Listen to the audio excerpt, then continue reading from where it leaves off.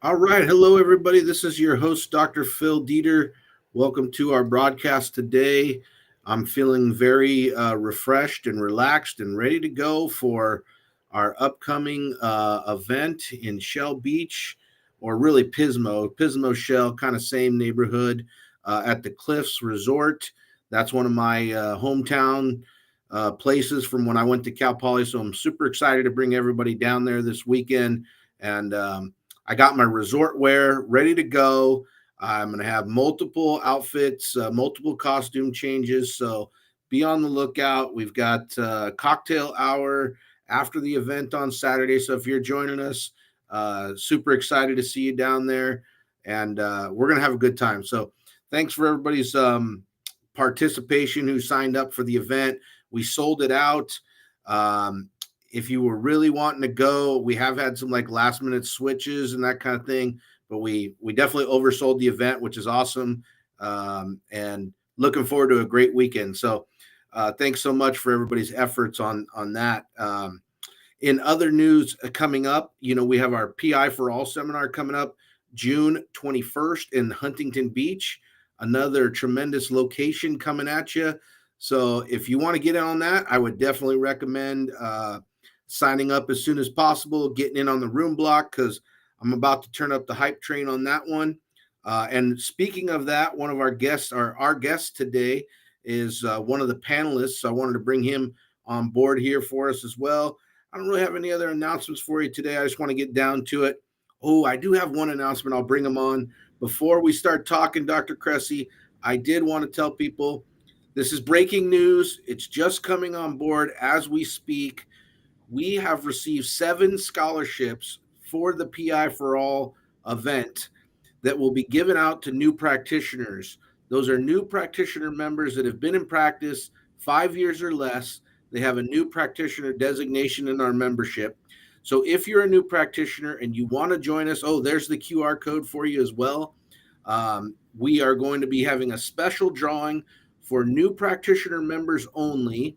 They have to sign up on the Google Sheet. There will be a separate randomizer that their name is put into, and we will be drawing 7 scholarships starting next week. And if we can get some more scholarships, maybe we'll do some more the following week leading up to the event. So I'm hopeful that we can get some additional scholarships. So thanks so much to all of the people that have contributed to sponsoring these scholarships.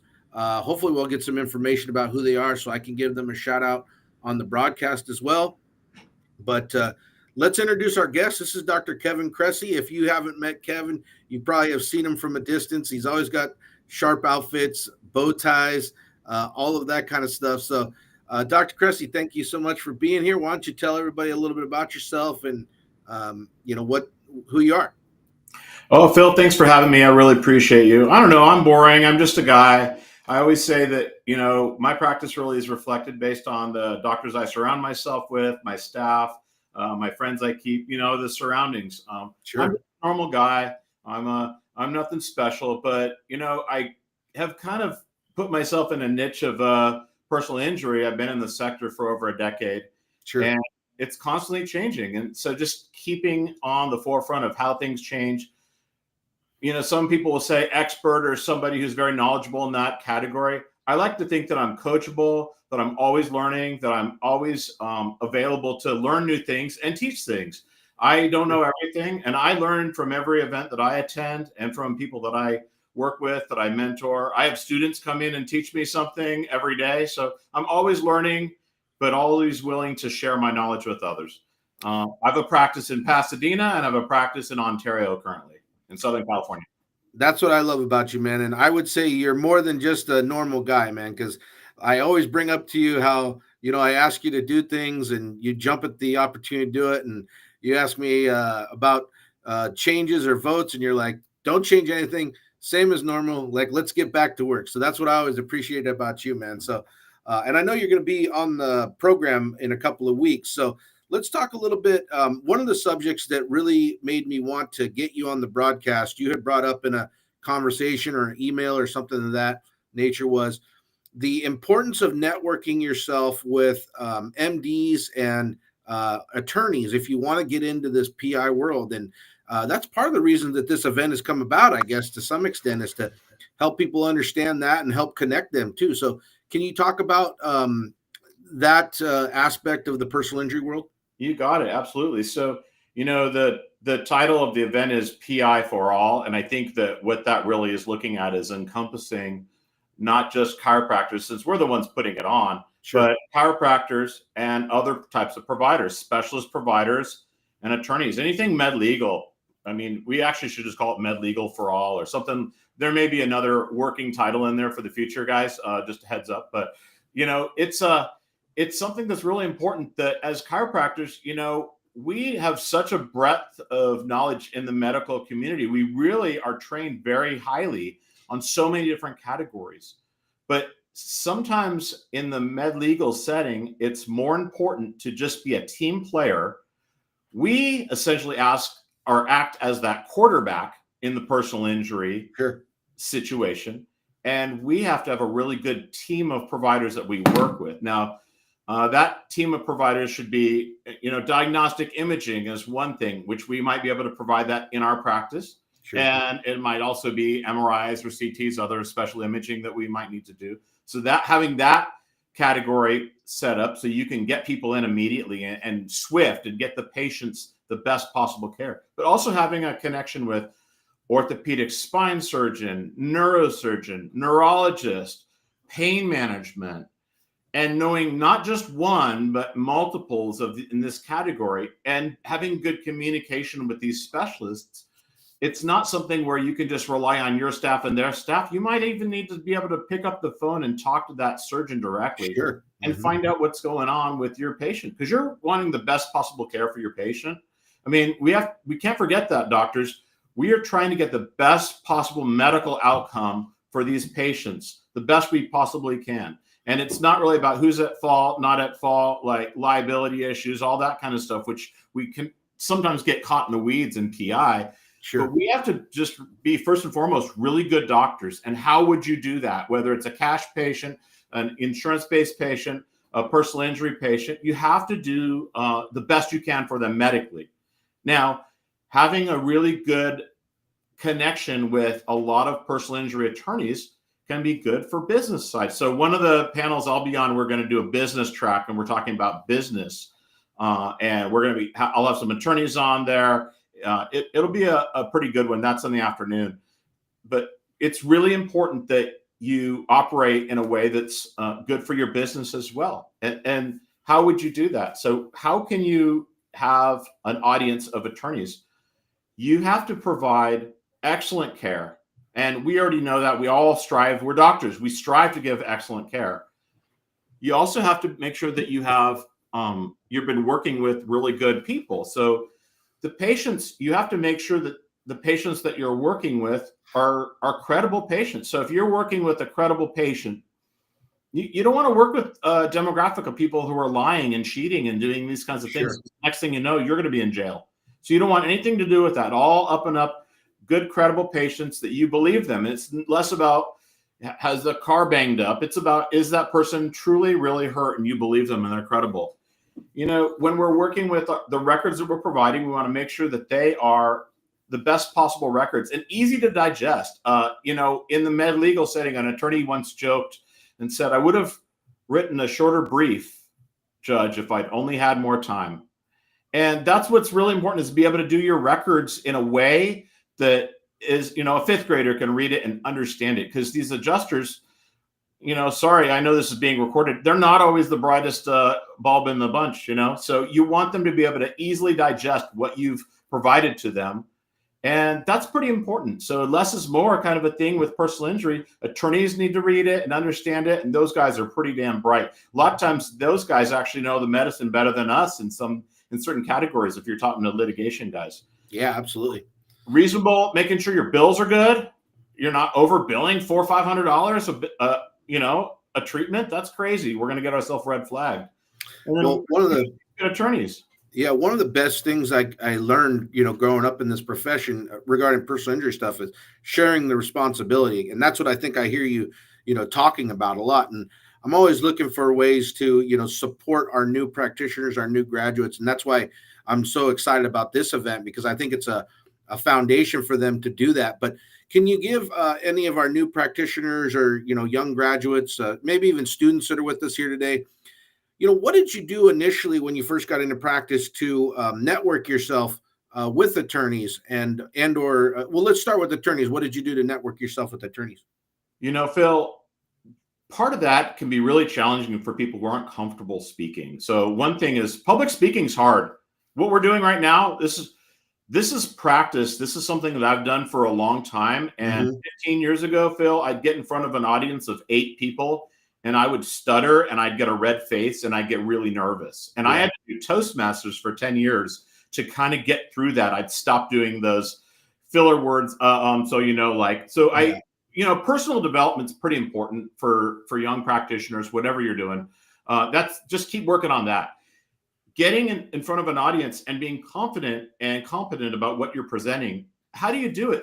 So one way is just door knocking. You get out there and you start door knocking. One of the docs that I work with in our practice, he's got a lot of that gusto to just get out there. He'd go see 8 attorneys in one day. Wow. That's you can't really teach that, but it's something that you can try and do over and over again. You can outwork others. So that's important to just get out there and do that.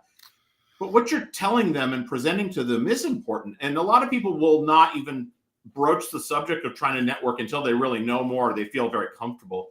Sure. I encourage them just to get out there, start talking to attorneys. And you know what? You don't need to get out there and pitch and be selling yourself. I'm amazing. I'm the best doctor. Send all your patients to me.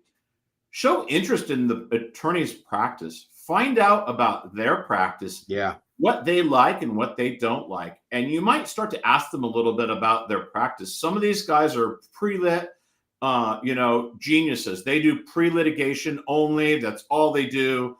That's their category. And some of these guys are amazing litigation attorneys, will never do pre-lit. That's just a different category. So pre-lit and lit attorneys are just very different. So you need to know your audience.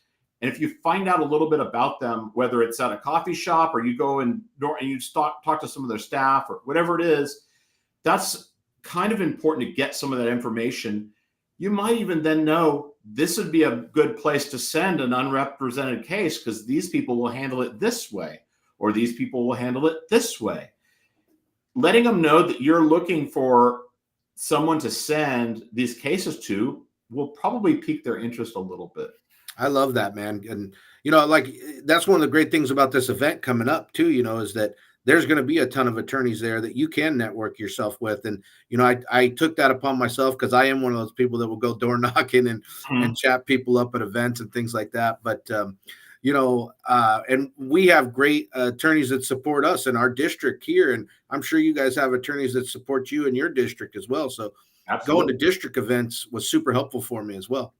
Well, and remember, we're in California. These guys can send you anywhere in California. So if I meet somebody up in your neck of the woods, they get a case down in Pasadena, they can send it to me. So you don't need to be too concerned about if their practice is in your district or somewhere else. But of course, we do support the local guys a lot. A lot of them want to come and sign up the case right there in their office. So, the face-to-face thing, isn't lost on some of these guys. They're, really good at that.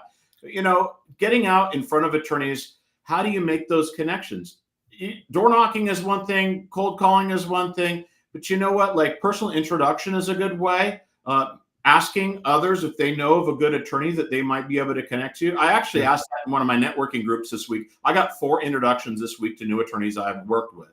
And I got a meeting with one tomorrow, and I got a meeting with one next week. So just keep filling that funnel. Just keep trying. And I'd say just be more interested in their practice at first than you are in telling them all about you and how great you are, because that just looks a little bit arrogant. finding out what they're looking for in a provider. I would ask them their pet peeves. Like, have you worked with a chiropractor before? What that's good. didn't go well? Like, what was your problem? And I guarantee the bills are too high. The records don't come fast enough. Poor records that put crap in there that's going to, wreck my case. Managing the case by holding it and not sending out to other providers and just thinking that chiro only is going to heal their problem. Just stuff like that will usually be their pet peeves. And if you assure them that that's not how you practice, hopefully that's not how you practice if you're in this sector, then they will be more confident, and then invite them to come to the practice, maybe go see theirs and develop. I'd say make sure you get their personal cell number and give your personal cell number. Be reachable and be accessible. That's a big thing. If there's attorneys that I can never reach, it's very challenging to do business. Yeah, absolutely, man. That's some great tips right there too, because I've seen all that in real time for my own life and my own practice. So let's switch a little bit. Let's switch gears just a little bit, because I wanted to dive into building relationships with MDs, because I think I have realized that that's an important component of this sector as well, like you said. You got it. So one of the things that I like to do with MDs, if they're open to it, we all, when in school, there was a time when we were taught that medical doctors don't like us and that we're the redheaded stepchildren, et cetera, et cetera. I don't think that's as prevalent in the medical schools as it was maybe in certain sectors like neurosurgery, but for the most part, we're not seeing it as much as we used to. And in fact, when I talk to medical doctors, a lot of times it's not that they don't like us, it's that they don't know what we do. Oh man, you hit the nail on the head. Right. Where on the other side, we're taught that they don't like us and that, they've been taken away, and big pharma. Yeah, there's a whole lot of narrative and propaganda on our side, which I think we're kind of like training our young of something that's not even necessarily real. I'd say when I talk to medical doctors, a lot of times they want to know more about what we do.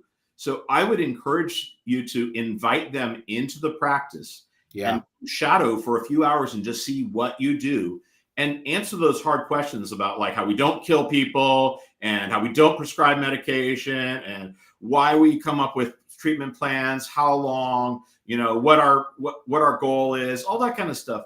Yeah. I have USC med students and doctors come in here probably like once a week just to shadow and see what we're doing. I've had some residents, I've had some interns, some fourth year come through, and I'm part of that program. So I encourage you to reach out to the school near you for medical school and get on some type of like professional association with them. That's a really good thing. Then you can educate more medical doctors. Now, if it's a practicing doctor that is in your sector, PI, they do lean work, I would ask them if you can come take a look at their practice. I have gone and seen pain management injections. I've seen surgeries, spine surgeries. I just scrub in and go in the OR and watch. And if they're open enough to let you come and be a part of that, that's a great way to create a relationship and really understand. Then you can talk to your patient and say, this doctor's really good. I've actually seen the facility. I've seen what they do. They're clean. They're precise. They get good outcomes. And you can truly say that.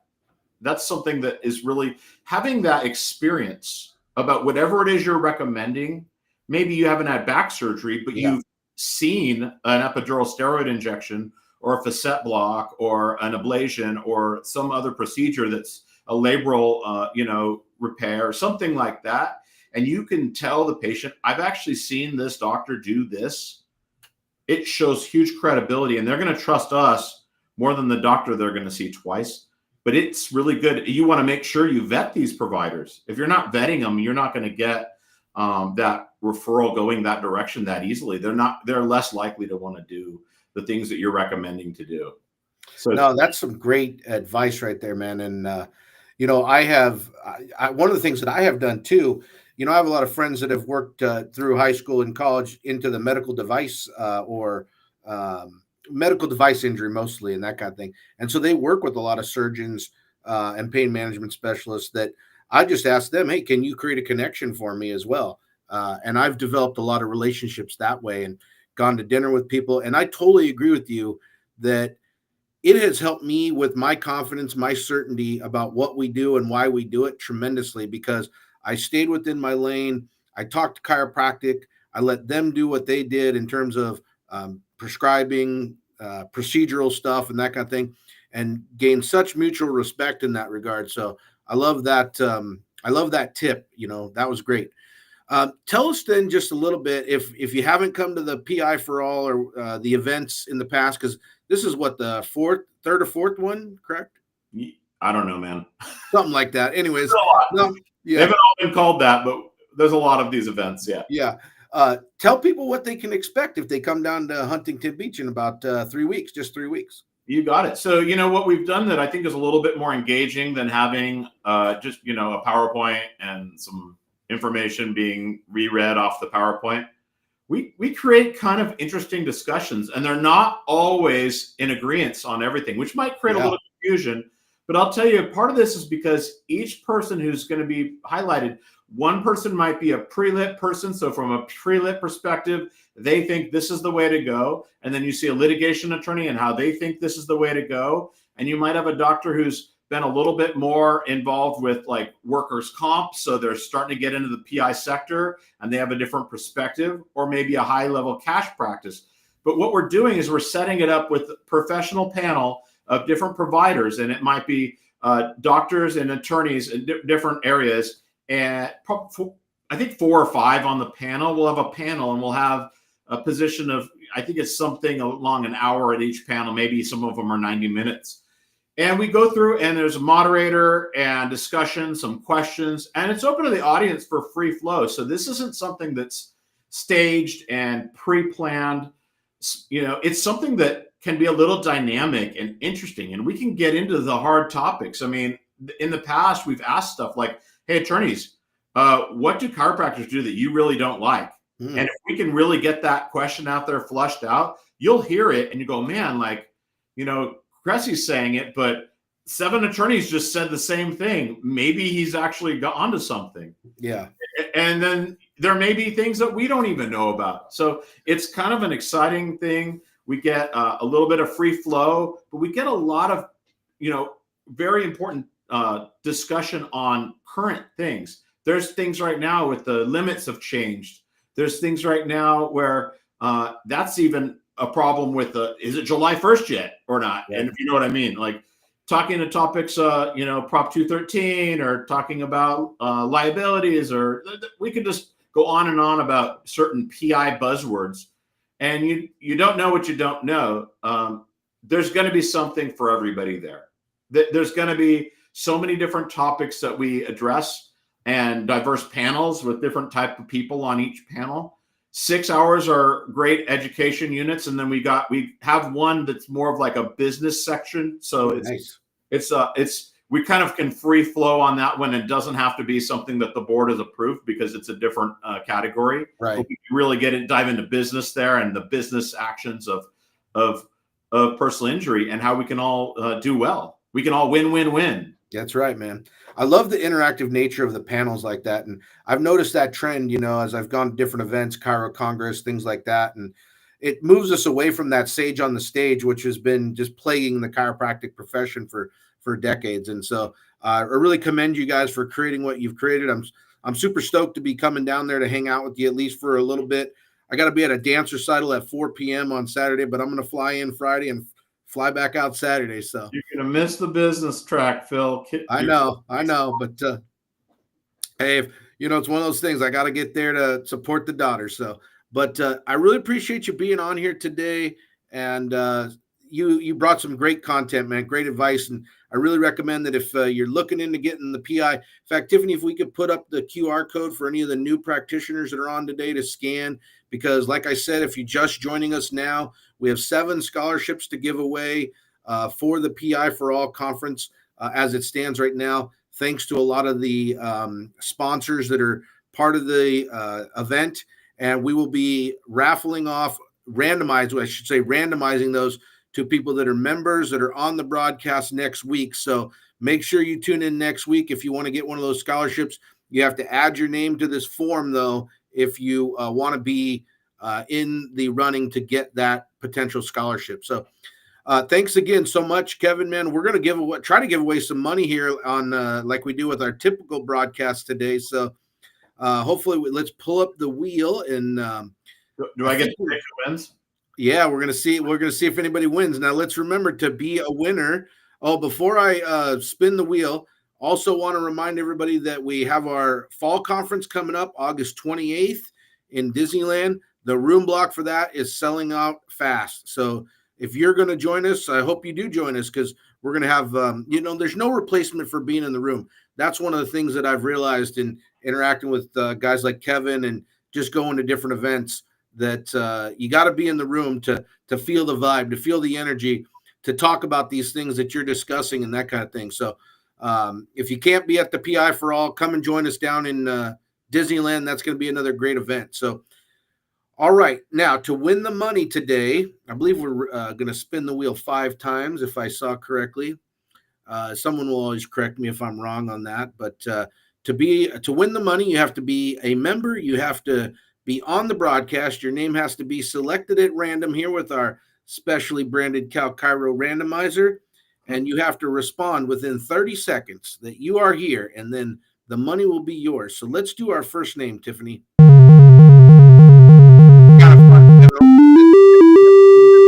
Sean Hasboon. I hope I pronounced that correctly. Sean Hasboon, you are our first winner today. Let's see if you're here to collect your money. You have 30 seconds, well, now 21 seconds to respond. How do they respond? Like through the chat? Yeah, they got to put their name in the chat. We've had a couple of close calls too, where people have chimed in right at the last second. So we had to go to the replay and all of the. Yeah, we're going to see if he's going to win or if he has been deselected. Do you know Sean? No. Oh, that's the other fun part. Don't listen to me. I have punishment. Okay, good. So, sometimes I usually wait till we spin the wheel the preceding times just to make sure nobody chimed in the chat before I spin the wheel again, because I don't want to have to go to the commissioner and get a decision or anything like that. But all I see is the hellos and then a really good post by Dr. Spicer. There you go. All right, let's do game number 2. Gomez, you are name number 2. Nicholas Gomez, let's see if you're here to collect your winnings. You are our second winner. Yeah, it's been a really fun, interactive process. One of these days, maybe I'll have to do the spinning before. I don't know. Everybody comes in, at that last 10 minutes of the broadcast to be here as part of the spin and see if they can win the money. But the real gold, man, was you just delivered some super good content right there today, man. I really appreciate that. So, Nicholas Gomez, I'm not sure if you're here. We'll wait just a couple of seconds, another 5 seconds or so, to see if you respond in the chat. But it doesn't look like we have Nicholas. So are we ready for name number 3, Tiffany? Phil, I got a question for you. Some of the people were saying. Hold on.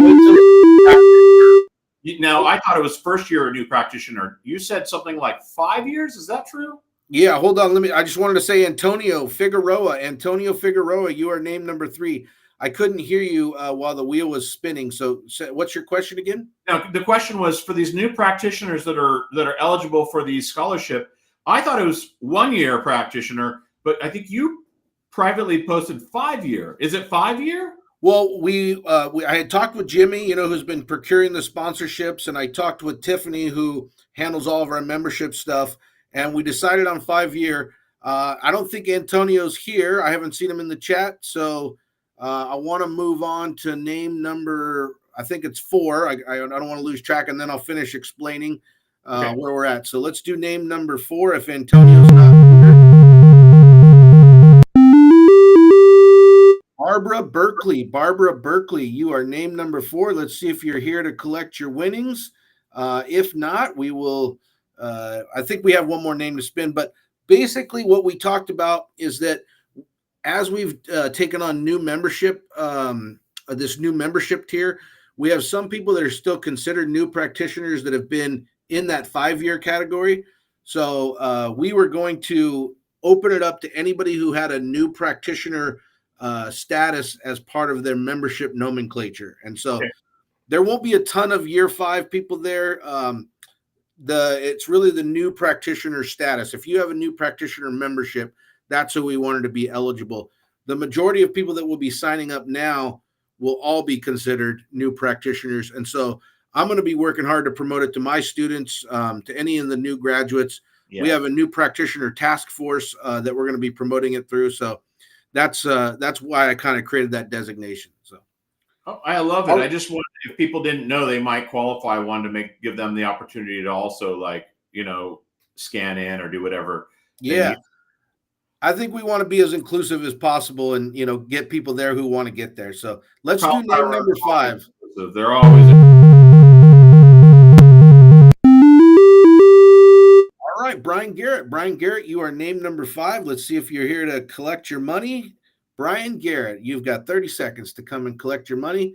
We'll see if Brian's here with us. But yeah, it's like I said, we definitely want to get people in there that want to be there. We want to try to, bring this content and this information to as many people as possible, just because it's important. If it's something that you want to do, learning how to do it correctly, I think, is important. Like you said, that was a great point. You got to do this stuff correctly with documentation, with sharing the responsibility, all of those kind of things. All right, that was name number 5. Are we supposed to do a name number 6, Tiffany, or was 5 all it was today? Oh, TJ's giving me a hard time. Less words, more spinning. Less. I'll try to talk less next week, T. I'm looking forward to seeing you this weekend at the pediatric symposium. So, all right, everybody. Well, that's it for this week. That means next week we'll have $600 to raffle off, in addition to 7 scholarships for the PI4ALL conference coming up in 3 weeks. Thank you so much to our guest, Dr. Kevin Cressey. Really appreciate all that you do for the organization. Just, for me in general, and how responsive you've been. So thank you so much. Phil, I'm a yes man, and so are you. I love it. We're very direct and exactly very similar. Thank you. I appreciate it, man. We'll see you guys next week.